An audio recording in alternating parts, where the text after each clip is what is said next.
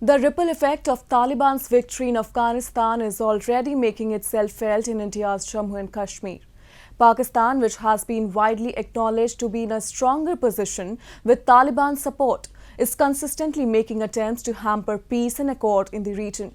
Pakistan-backed terrorists are using direct hit-and-run tactic to target security forces and other influential people in the valley, while also using grenades to attack innocent civilians. A report. In a bid to create unrest in the valley, Pakistan-backed terrorist group launched a grenade attack in Pulwama district of Jammu and Kashmir, during which at least 4 civilians got injured, who were immediately rushed to the hospital, while security forces cordoned off the area.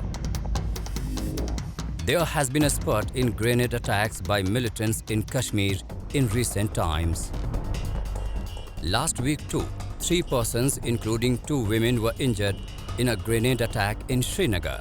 Meanwhile, a major terror attack was averted as security forces detected and defused 6 grenades planted by terrorists on the busy National Highway 44 this week. Ever since Taliban has taken over Afghanistan, it has given a huge fillip to morale and motivation of terrorists in Jammu and Kashmir. As a consequence, there is a slight increase in violence and on hit-and-run attacks against the security forces. There have been incidents of grenade attack and there have been incidents of firing on police posts.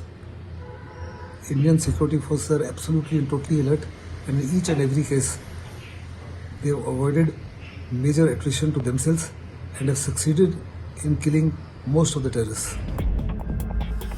In a bid to create unrest in the Kashmir Valley, Pak-backed terror groups have been modifying their terror tactics, including hit-and-run attacks on police patrols this year, with 5 policemen killed in 4 hit-and-run cases in Srinagar.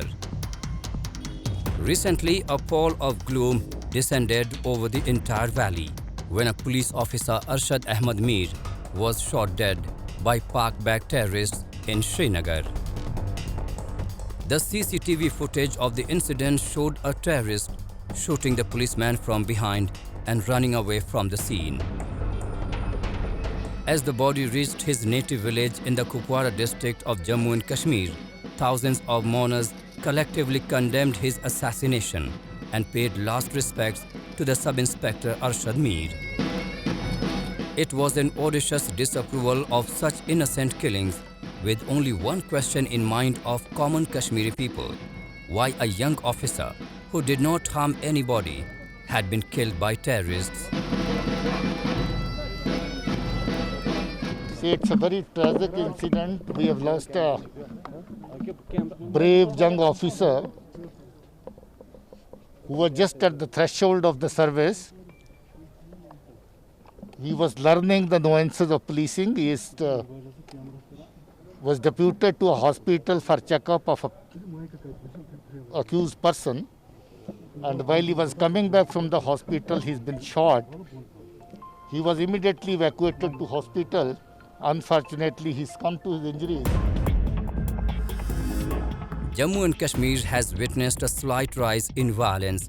Terror launchpads close to the border are being active again, with Pakistan-backed terror groups and their associates continuously attempting to foment trouble in the Union territory by making constant infiltration attempts despite a ceasefire in place.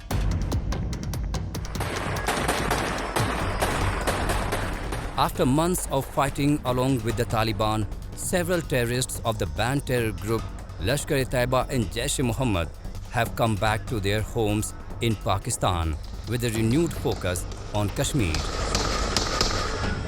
Meanwhile, several intelligence reports also suggest that the Pakistan's intelligence wing, Inter-Services Intelligence, has been making a devious plot to send the Islamic State Khorasan province cadre to Pakistan-occupied Kashmir with an aim to hit Jammu and Kashmir in a big way.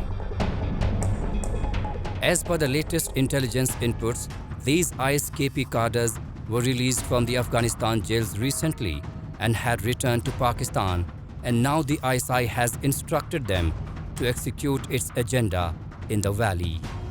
These terrorists who came after carrying out brutality in Afghanistan are now only a few kilometers away from the borders of India, which is certainly a cause of concern for India.